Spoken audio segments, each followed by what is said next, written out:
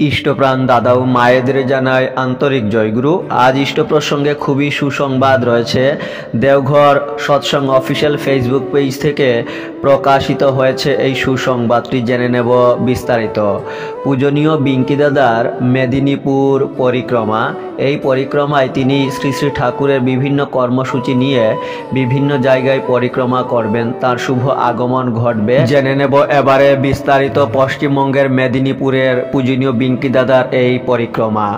7 March 2024 ইংরেজি তুমলুকে তিনি আগমন করবেন সন্ধ্যা প্রার্থনার পর এবং সেখানেই রাত্রি যাপন করবেন।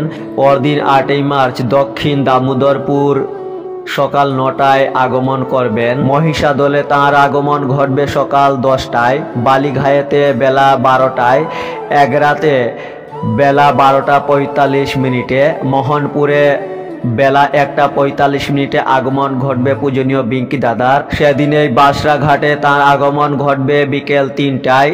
কুলটিকরিতে আগমন করবেন তিনি 4টা 15 মিনিটে। ঝাড়গ্রামে পূজনীয় বিঙ্কি দাদা আগমন করবেন সন্ধ্যা 6টায় এবং সেখানেই রাত্রি যাপনও করবেন।